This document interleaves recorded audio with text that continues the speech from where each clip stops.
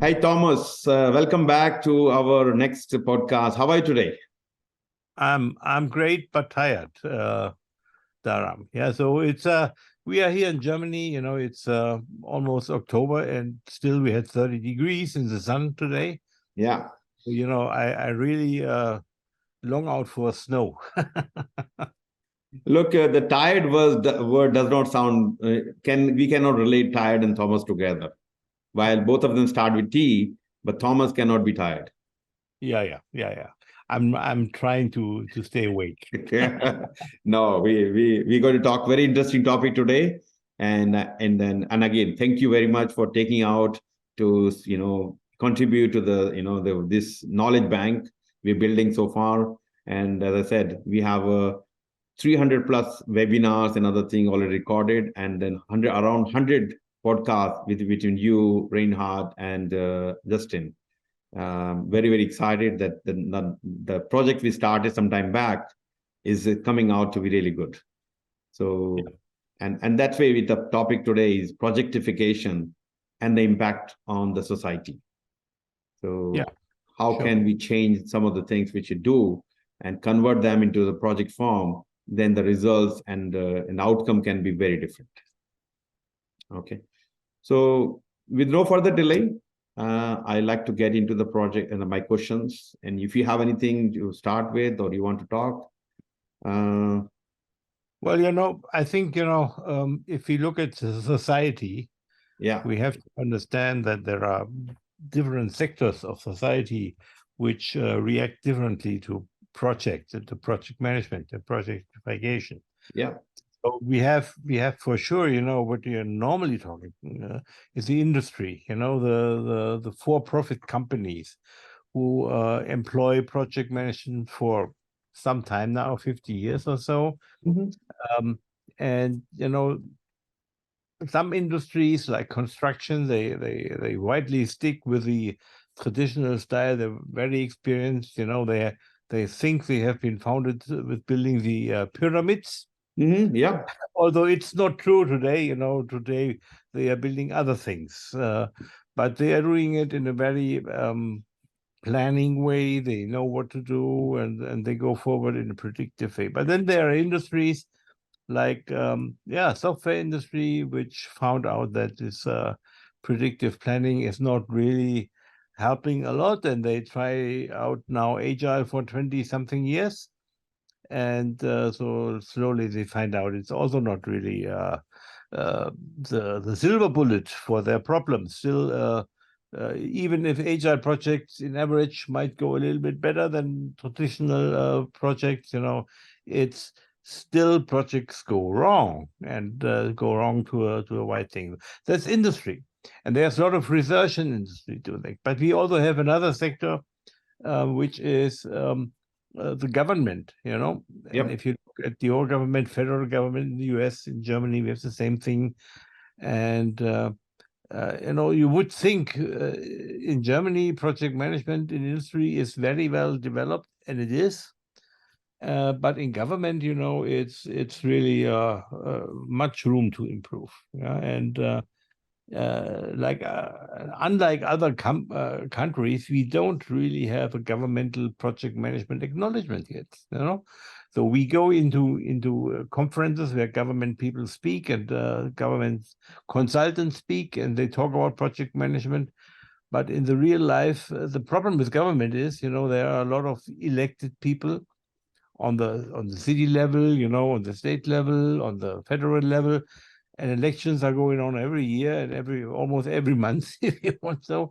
And if you have elected people, they look differently at projects. They are not so much concerned with the one thing they want to achieve, but how to become re-elected. So a lot of interest go across that, and I blame this election thing, which basically is a good thing, but for project management, it's adding a complexity in stakeholders. What are they interested in? yeah, For example, you might have heard about the big Berlin airport disaster project, which took 5 or 6 years longer and maybe 3 times the budget. And it was due to the fact that the steering committee, was from 2 German states and from the federal government. And now, they have different election cycles and so on. So the stakeholders changed a lot, the requirements changed, and this was not a stabilizing governance model for that project. But none of these guys in the steering committee were fired or went away, but the project manager changed several times. So this is government. If you see influence of project management on government, a little bit less impactful than in industry. And then you go to the social sector. We have the third sector after industry, government. We have the social sector. These are the people on the field. And I always go to these nice example in Germany. Our firefighters are volunteers, so they are part of the social sectors. And if you see how well they are working on their projects, they are excellent. If you go to Germany and they have a fire somewhere, from the alert to being on place and saving lives, it's 8 minutes. It's the standard. Wow. And they are not sitting in the firefighter's office or what, they are at home. Oh, yeah. And the buzzer goes off, and they have to move there, change clothes, drive out to the location, all within 8 minutes. Volunteers. Wow. And this could not be done if they didn't have any training, procedures and project management.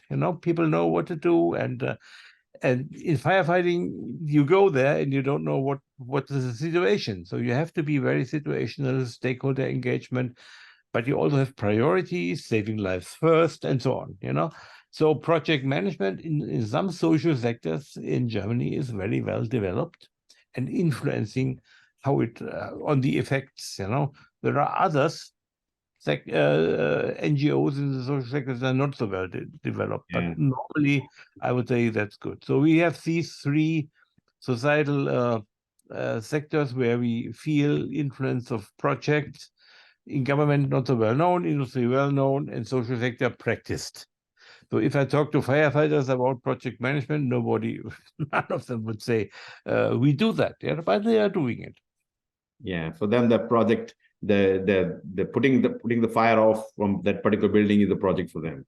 Oh, sure. Yeah. Sure. And so that's a good example you gave just now, the firefighter and NGOs and many of the disaster recoveries. So many times these are taken as a okay, let's do it, let's try our best, do the best.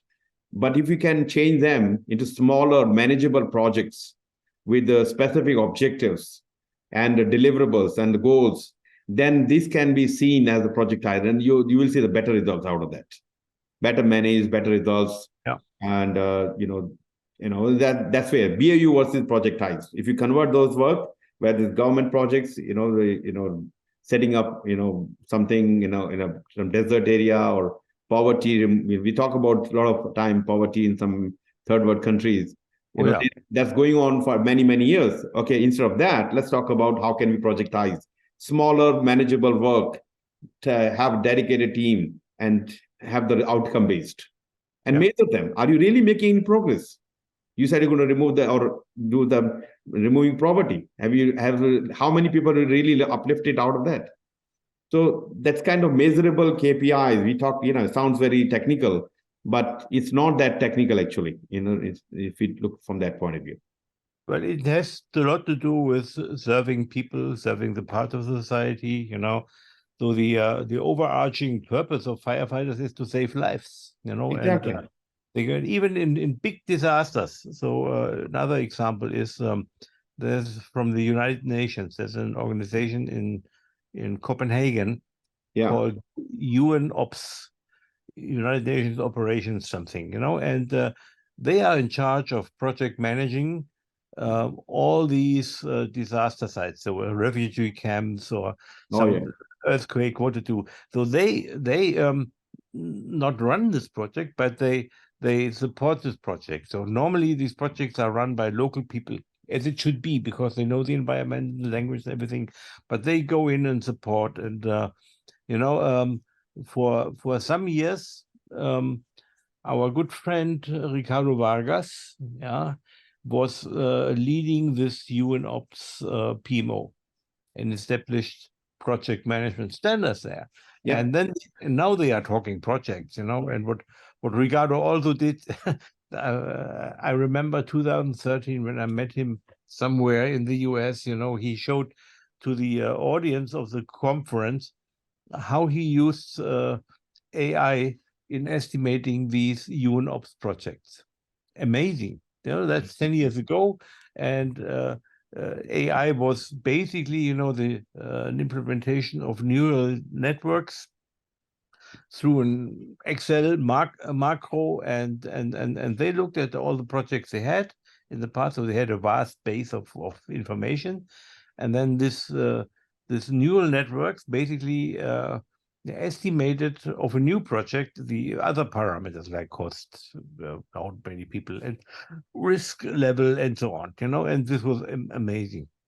So I say this is also social sector, United Nations. There's not a government agency, but they have developed a very strong project management acumen. Yeah. So some of the question I have, we have can you elaborate on emergence of project society and impact on various industries? You want to talk about that? Yeah. So there is a societal shift towards an increased reliance on projects because we can see that if you're doing the same thing again and again, like operations, changes in the environment are coming so quickly, and maybe even so intensely, so that we are moving from stable operations into a more projectized environment in any sector, in society. So, and we have also evolution of work patterns, previously, and this is still the problem with governments, they are very hierarchically. Yeah. But for projects, they have a very flat hierarchy normally, because there's a leader, but the team plays a huge role, and there has to be a good digitization. And also, what is happening and what also governments don't like so much is globalization.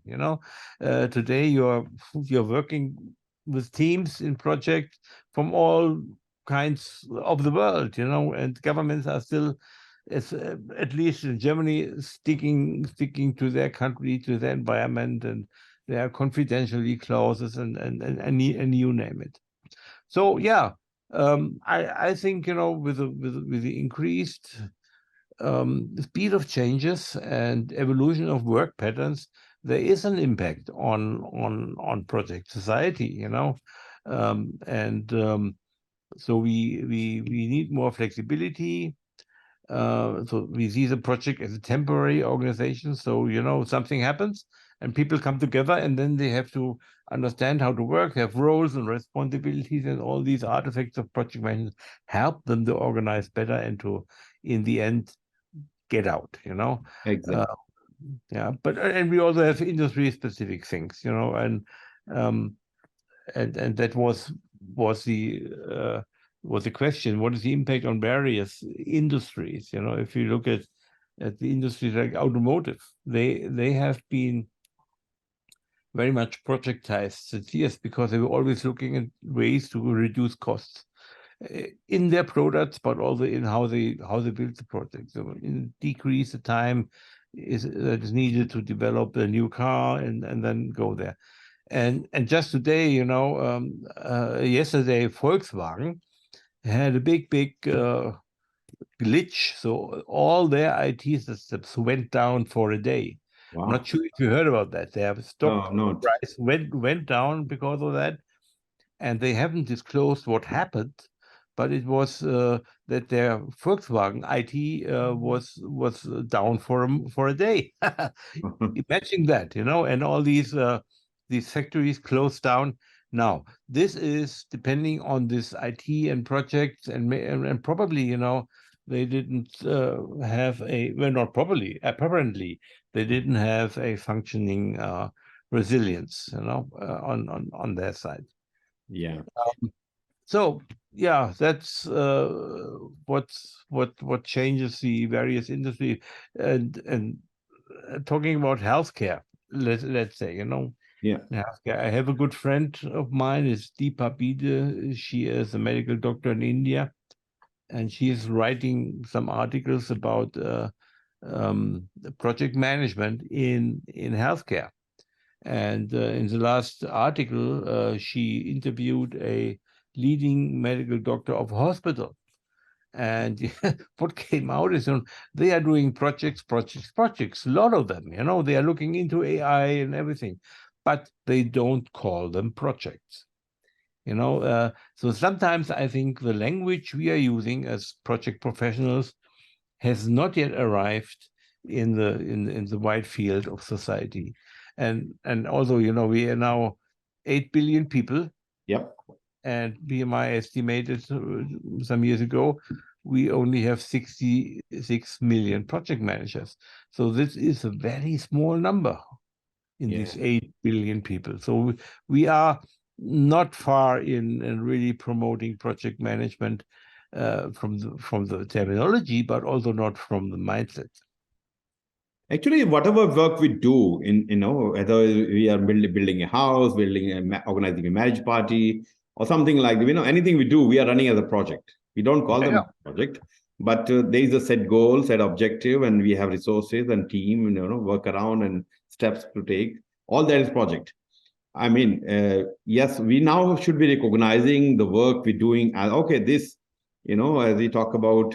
Okay, NGO, they collect money from a lot of people, and they do distribute some money to the needy people, but a lot of waste as well.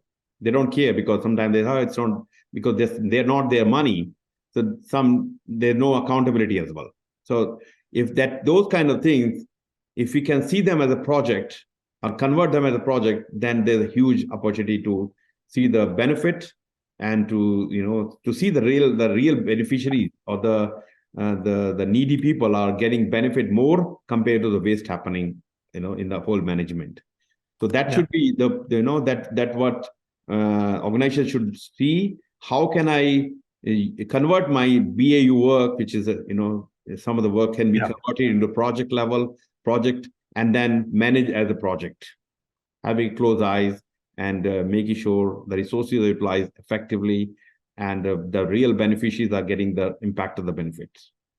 Yeah, you could even say BAU doesn't exist anymore, because changes are so quickly disturbing if you are doing repetitive things. At some point of time, you are just forced to move into a project modus. Yeah, that's fine. So could you discuss real-time example? We're already doing it. Real-time example of projectification's influence on innovation, digital advancement, and global integration. Yeah, let's take, for example, startups. Technology startups, and actually, I mentored a startup in Northern Macedonia. I went there and I helped them 2 weeks, in establishing a project management environment. They had no clue about project management. They developed an app. So, and had some clients. Now, 2 years later, the CEO of this company is coming and training project managers. So it was somehow, once he discovered the world of project management out of there, then he embraced it and he developed from there. And I think this will happen with many people in startups. I discussed once at a Brightline conference with a venture capitalist about what is the role of project management, and he said he expects from every CEO of a startup that he is capable of showing him the targets and the progress, and that's project management in the end. Although these young guys often don't know what there is project management. So this is one example, real world example of the influence of project management. Another one is digital transformation. We all live this digital transformation, so it comes in, and we have to develop things. And you can let it just flow in, but then you will create chaos. So you have to have some structure for it, and the structure are projects. So if somebody is saying, okay, let's move this supply chain into our app, then that's a project. You need something to do with your supply chain and move it to or move our contractor business, negotiation, or move that to AI. That's a project again. Yeah. And a good example is in the past when we had digitalization, e-commerce in the 2000s, came up, and everything was projects, and people tried it out on a small scale, in a small target market, like Amazon is doing it today. They're looking for target markets, and then they are trying out something, and if it works, so okay, they spread it. That's the thing. And a big thing, if we really look at global things, is renewable energy. How every country in the world are not using the same ways of working and the same products, even to get energy from wind, to create energy from solar, to get energy from hydrogen. So it's all projects trying out something and developing something and then go on. So it also has a drawback, because I think especially for wind energy, everybody has this three-legged wind turbines, on high masts. But there are much, I would say, more interesting design formats for wind turbines. So there are these ones that are just a pole, and this pole is rotating, and it doesn't eat up so much space which is difficult for birds to fly along, and the noise is not so big. But apparently these kind of wind turbines are more expensive or not yet so much developed. So yeah, let's see what comes. But in 20 years, all these energy, renewable energy will be ubiquitous, and if you drive through Germany, you can see it, these poles everywhere. Yeah. Good. I mean, thank you. They're good examples. And one thing you touched base on the startups. So there are lots of startups coming up every day, and many of them are failed. They say only one out of 10 is successful. So what happened to 9 of them? Why they were not successful? Is it because they didn't have a good idea? Generally, when somebody starts, they have a good idea, but they have not managed this as a project, and lack of, sometimes they get a lot of money to, upfront venture capital, and they don't know how to manage it.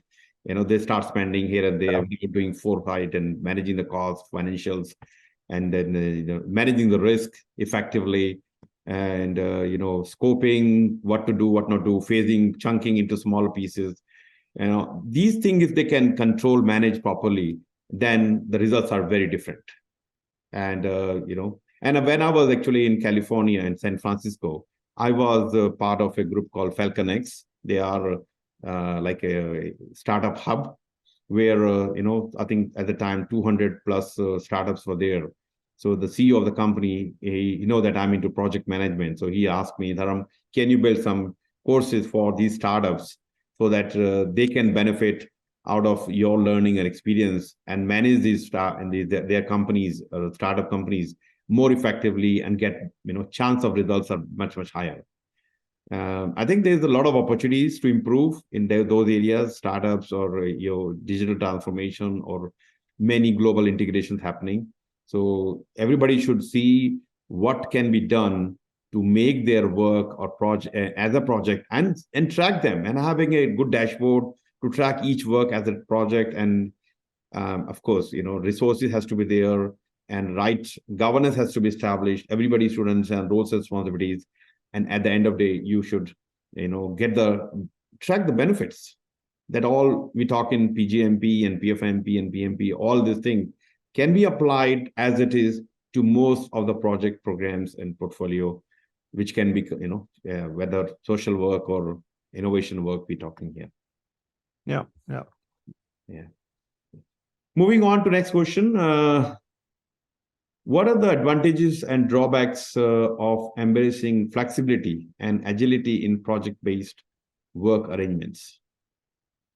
So we have the advantages and disadvantages of trying to embrace the flexibility and agility or adaptiveness. The advantages are clear. You know, the agility is adaptability. So you situation changes and you can adapt. You know, and that's not something that has been invented or is quite new, but that's a human capability. You know, always when humans came into an environment which changed, so they adapted to it. You know, when they came from Africa to Europe, where it was colder in the winter, so they killed bears and they had a coat to keep them warm, and then this kind of stuff. You know, so adaptability is something that's the advantage. Innovation is also advantage because you are not predetermined what you do. You know, you are open to find new things. You know, and customer centricity. So it's also a disadvantage, but customer centricity means that you're looking at what the customer really wants. They have to have a regular exchange with the customer doing that. And staff for that, the people in the team, they might be more, as an advantage, more engaged and more motivated to work for that. Now, everything which is an advantage could also be a disadvantage. So first, the disadvantage is there is some uncertainty in the environment, because if you go in there and have a plan, you know it can change, but also sometimes you don't know where you're heading, you know. So and especially if you're talking about values, you know, so if the task is to get my family over that hill, you know, then maybe at first you design a boat, but then you find out a boat is not the best way to get over the hill. So you design maybe a car to drive up there or whatever, you know. And well, there is a nice film about a guy who let a boat move above a mountain, or Fitzgeraldo. So you can Google it. It's a very nice film, and it's based on a true story that in the Andes, you know, a guy drove up a river, and then he understood he have to go over that hill, and he forced it was a big ship, you know, he forced his guys to pull that ship over the hill and down the other side, you know, into the other river. And but they were adaptable. But you know, the uncertainty how to get over there, you know, made him also a little bit uncomfortable. So resource allocation is also a disadvantage, because you know, if you're on a team and there is a backlog and you never really find an end for it, and new features come up, you know, some people are talking very despectively about a feature factory. You know, people are burning out because there's always something to do. You are never done. And sometimes you need that feeling that you are done with something, you know. And if you have a backlog and we have are customer centric, and the more the customer sees, the more ideas they have, and that could be a disadvantage of that flexible environment. So if you are really predictive, you have a plan, you build a house, and you know what to do, and you know when you are done, you know. But in an agile and flexible environment, that's a little bit more fuzzy, the target. So we humans sometimes need fixed goals. Yeah. And we have it, and then we are happy, and we can celebrate and everything, and that's not built into agile projects normally. And then another disadvantage is, you know, the whole set of stakeholder management and engagement. So agile teams work best, you know, when there is a good collaboration, you know, when leadership is supportive, when leadership is servant leadership style. But you know, the world is not like that. Yeah. So there, in all big companies, there is politics, and there are infights, and there are bad, well, let's say, not bad people, but people who behave badly, which are not your friends. And even on the customer side, there might be infights. You're talking to one customer person, but the other person says, don't listen to him, So this happens, and the whole side of stakeholder engagement, who is doing that on these agile projects? It's if you don't have a project manager to take care of it, somehow an empty area where you can easily run into problems. And while they say complex systems are the target of agile projects, I disagree. If you want to fly to Mars, you don't do it agile way. You never. If you really have the big complex things where even human lives are depending on your success, and then you don't go without having targets and having checked and everything. So it's advantages, disadvantages, and I didn't find yet a good checklist to find out, should I do it agile or should I do it in another way? And I also think this is if the checklist would exist, I don't think it's a either or. It's always you come into a situation, and as an experienced project manager, you have to select the way of working and the tools that are best suited to that. And if you don't only know one, if you only have the hammer, you are lost. Yeah. See, when you talk about flexibility, agility, and you give example of going to the Mars and human settlement in Mars and all kind of things, and you have to have a plan, as you correctly mentioned. You need to have a proper project management plan and identifying possible risk and what are the single point of failures. As we're watching one of the more documentary about James Webb, the telescope, there's so many single point of failure. Identifying all those things are important. But at the same time, in such programs we need to have some agility. If this is not working, we should have to go to different direction and go back to the same direction. So because there's so much unknowns as well. So you still, that's where the agility and we're not talking agile. Agile is different. It's just a way of doing things.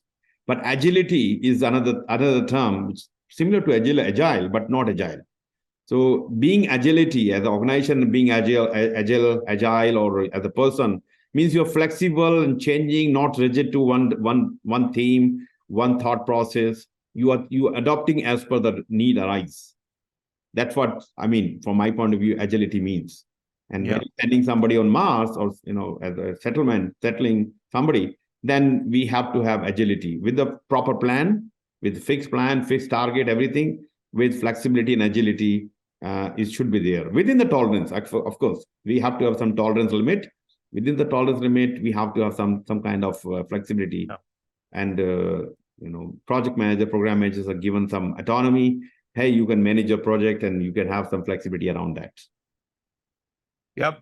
The question was, are there advantages, disadvantages of that approach? And there are. It's not all kumbaya in that area with flexibility. And even, to your point, even the firefighters he talked about, they go there after being alerted, and in 8 minutes they are there, they see something. Yeah. And, they have to be very flexible to that point. But once they see what is there, they have to very strictly follow their priorities, and they have to save the people first. That's the principle, and there's no way saving the car. You have to go in. And even then there are principles. You don't go into a burning house alone. You only go there by two people.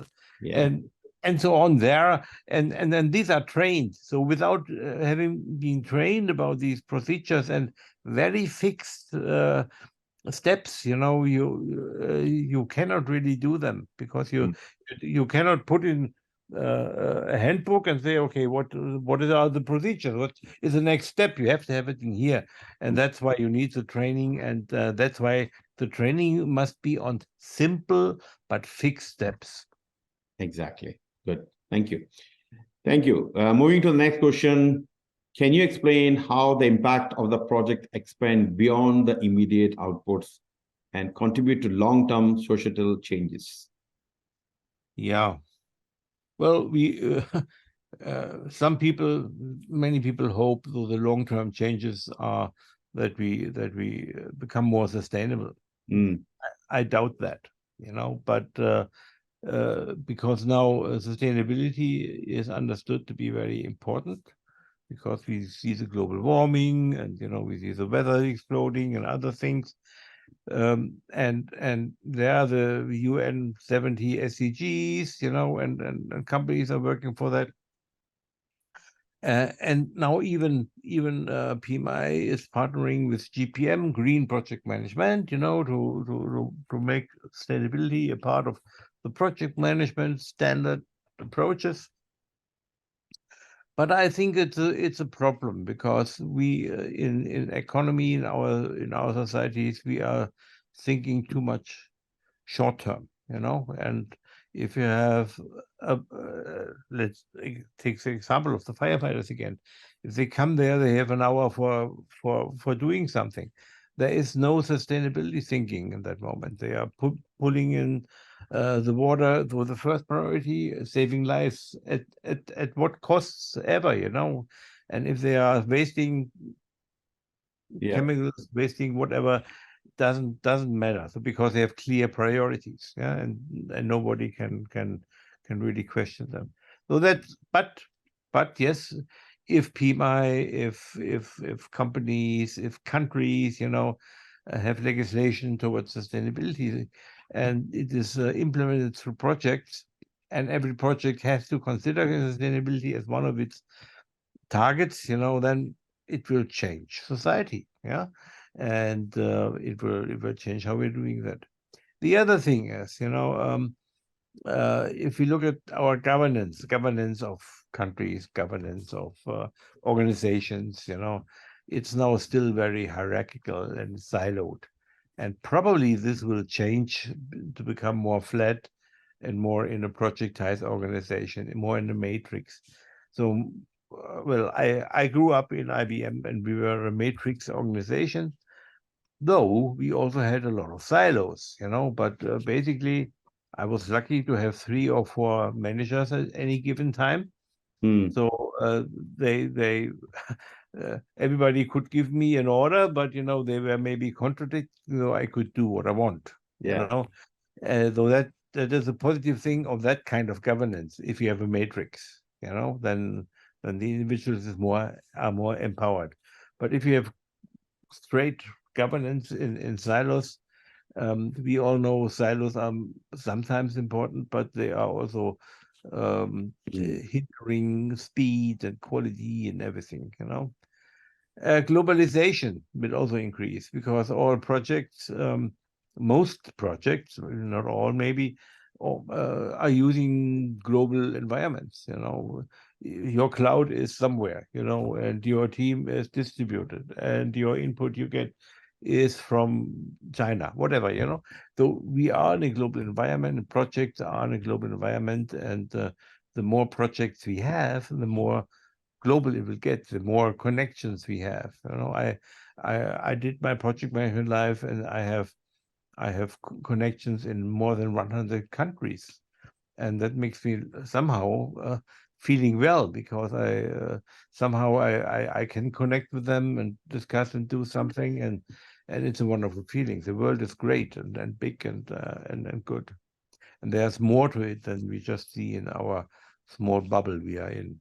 So yeah, the impact of projects extends beyond what they are supposed to do, into society. And I explained sustainability, globalization, governance, and there are probably more. Exactly. So look, when we talk about project, even program, we talk about what benefit we are achieving, and ensuring that those benefit output we are delivering going to be sustained for long duration time. We have set up all the required processes, all the required people, roles and responsibilities, and there's some structure around that. So they are, project has delivered something, they are there to maintain or sustain those benefits. Or the output of those work. That's what it is. Many I times agree. I've seen, like, when you go and see some buildings which built, very nice building, they spend lots of money, and because not maintained properly, after 2 years, you say, hang on, this is the brand new building which was built 2 years ago, because sustainability was not taken care. Building was there, but the transition did not happen to right people, and it's not taken care, all kind of things. Yeah, yeah. So, But yeah. that happens. If you go to earthquake areas, and in Turkey, that was a big Turkey, Syria, Yeah, yeah. and they found out that a lot of these construction buildings were not built according to laws. There were laws about how to build it, but they collapsed because they were not following the principles of good building design. And I remember seeing one picture of a city flattened, all buildings except one, and this was the headquarters of the local architects. No wonder they have to have that masterpiece. Okay. And this shows it could have been done, may have costed a little bit more, but we wouldn't have 20,000 people dead. Exactly. And maybe these guys who built the stuff and approved the building, didn't do that. And I was in Peru, in Lima, Peru, some time ago, and it's very much prone to earthquake. This area, they had tsunamis and everything. And same story. So I had a PMI conference, and some people talked about construction, in Peru, and the risk is very well known. 90% of the buildings are not built according to the standards, and if an earthquake hits, there will be a real big damage and loss of lives. Yeah, sometimes people prioritize more on the short-term profit over the long-term longevity, sustainability, and of course, human life or whatever involved in that. Right. They will say, "Oh, by the time something happen, I will be gone," and something else. But as a governance, you have to ensure there's this right governance established, and people know exactly what will happen after the project finish, who's going to maintain them, and a reasonable cost. Sometimes maintaining the thing is become more costly than building it, which is ridiculous. Let me make to that point sustainability another maybe controversial comment. I think sustainability is very much related to being a society in a community and to live with others and don't want to hurt others. So this is more the let's say Eastern philosophy, that you have a community that is going to survive for several hundred years or whatever, your kids and so on. This is contrast to our Western philosophy, which is more individual based. So here, the individual can do his own stuff for his own benefit without regarding what his consequences are for the community. And the controversial statement I make here is, so I hope on China really saving the world by overseeing the US, who now sets the standards in this kind of sustainability, which is not there. All right, great. Thank you. Let me move to the next question. In what ways does the projectification of business practices challenges the conventional notion of BAU, business as usual? Yeah. Well, as we discussed just about sustainability, this would be if projectification includes looking at sustainability, it will certainly change the BAU of many for-profit companies. Yeah. So not so much for organizations who have a purpose statement, improve the world or whatever, then you are sustainable by purpose, and then that's a good thing. Also, business as usual, more in the practical way. I think, if you have more projects and more tasks are being done as a project, you have temporary organizations. So resource allocation will be a much more important topic. So in a hierarchical, stable organization, you might have a business unit and people working in the business units for 10 years or so. This will be not the future. So resource allocation today is simple. You are department XYZ and you do it with your capabilities and capacity. But in a project, you have to look for your resources, maybe handpick them, put them together, and you have to make sure that resources are allocated for your project. But then the problem arises, what is done after the project? People anticipate, okay, and I had it in my projects all the time. So when I have a, let's say, 2-year project, so 3 months before the end, everybody looks for the next job. So the motivation, when it should be there to finalize the whole thing, the motivation is very important to keep them focused on the current task and not on the next job. Or you as a project manager help them to be safe, and to feel safe for the future and do that. So Yeah. careers will also change regarding to that. Now you can be, let's say, in this organization for 10 or 20 years, but maybe jobs change, AI will come, and projects will demand other kind of roles, and then you will have to look what is your career, and that's the point. And the culture for sure will change, because it's not this secure environment anymore that some still have, but it's more or less a cultural thing that you live in an unstable environment, but you are able to live there because something stabilizes your understanding and make sure that you can uh, uh, focus on the task at hand and not on your survival. Exactly. Yeah. So when businesses are in a BAU mode, some of the work can be projectized. That's where we're talking about. And then chunk, divide, small piece of work which can be managed. And we have talked a lot about that. So yeah, projectification in BAU can be very useful. Okay. My next question is, can you compare and contrast the role of PMO, project manager office, in stable organization versus that in a more dynamic organization? Yeah, it depends on how the PMO is implemented and chartered in an organization. Good organizations look at the PMO as being a change management office, so driving and supporting the increasing changes that come to the organizations.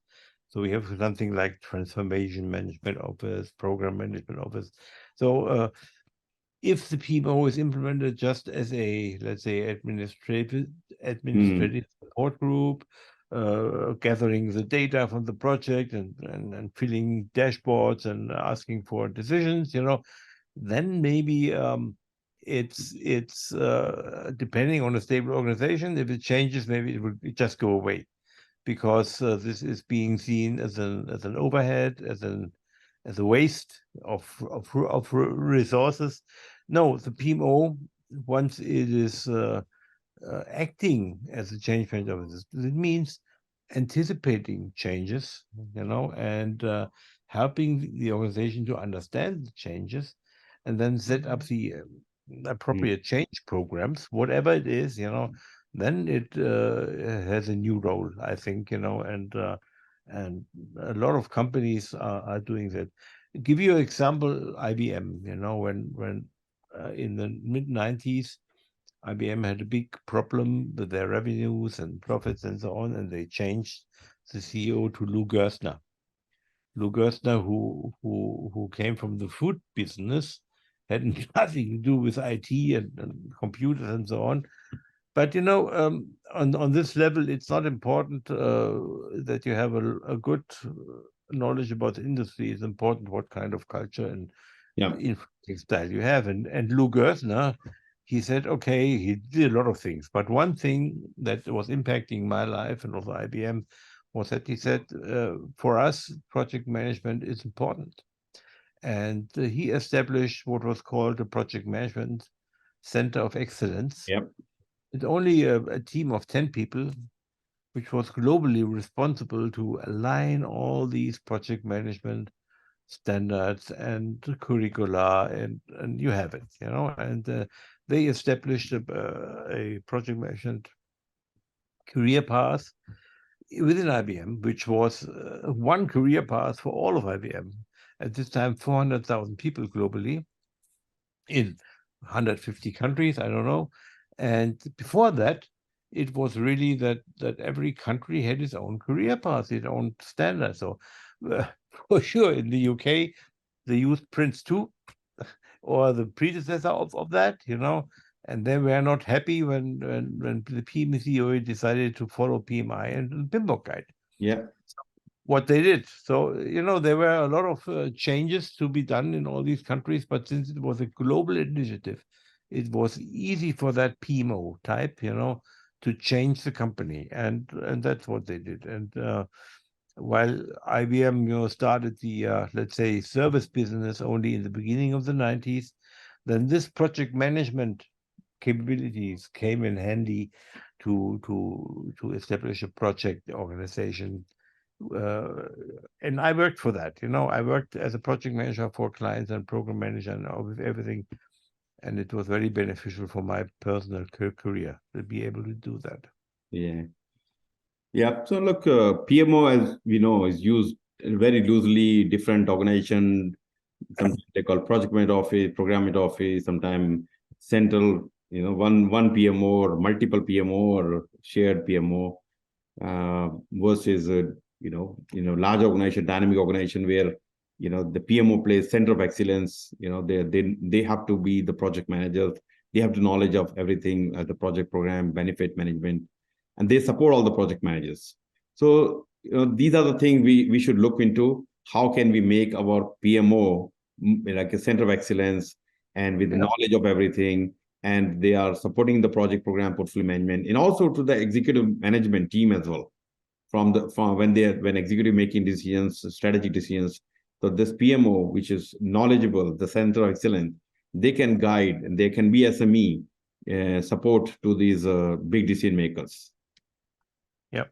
Yeah. So Great. I think the shift required to move from traditional way of seeing project PMO, which is generally seen as more like a minute taker, eating minutes, or sending the emails out and collecting data here and there and creating the reports, to more mature center of excellence with the understanding of entire project management, and also how the project management can contribute to the strategy and strategic decision makers. Yeah. Yeah. And I find it interesting, that there is no PMO standard yet. Yeah. PMI hasn't developed much in this direction. They had a guide on organizational project management and so on, but it's not that they promoted the PMO in that guide very much. But there are several organizations and for-profit organizations in the world who are dealing with that gap that PMI left, and this gap will I understand that some of them are very close to publish their project management PMO standard, and then certifications and so on will follow. And I think that's a very valuable step for helping organizations by the correctly designed PMO to weather the changes that will come. Beautiful. Good. I think we have talked enough for this topic, and right time for us to conclude. Any last minute thoughts? No, I think if people out there were looking for some advice, I think we can do that. Don't hesitate to contact us. And it's a little bit philosophical what we discussed at times. So but it's always talking about the future, and we are observing the future, how it develops, and we are not only observing, we are influencing it, by our steps in our organization, how it is. And I only can say widen your scope. Don't be narrow on one methodology or one way of thinking. Widen your scope, become more wise by seeing many perspectives. And if somebody comes to you and says there's only one option, there is no alternative, I assure you that's bullshit. Yeah. So look, yes, we have done so many of podcasts, and we have shared so much knowledge, and people should watch those videos and they learn. At the same time, if you feel that something we can add more value, feel free to reach out to us, and we are here to help. And whether any certification guidance you need, or any project management, PMO, or anything, any consulting, you feel that we can add value to you, please reach out to us. Thomas being one of the well-known person in this space, and me and my team is also here to help. So look, we are here to help. And in any case, Thomas, once again, thank you. I know it's a late night for you, and you initially said you're tired, but when you start talking, I don't see there was a lack of any energy from your side, maybe from my side, but you were spot on, and you shared a lot of real life examples, which was giving insight, and hopefully some people will find, or all of you find these discussions very useful for you. And happy to have feedback on this, good or bad.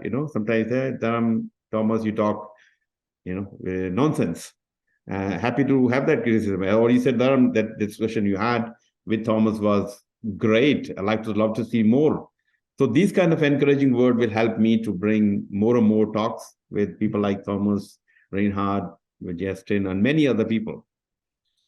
Anyway, so Thomas, once again, thank you very much, and giving the contribution to this knowledge pool, and your valuable knowledge and experience, and this all great. Thank you very much. Thank you, Dharam, for keeping this going. And I know there's a lot of background around that with preparing and putting that on YouTube, editing and everything. And you're doing a great job, and I hope we will continue with that. Thank you, Dharam. Thank you. Thank you, guys. Take care.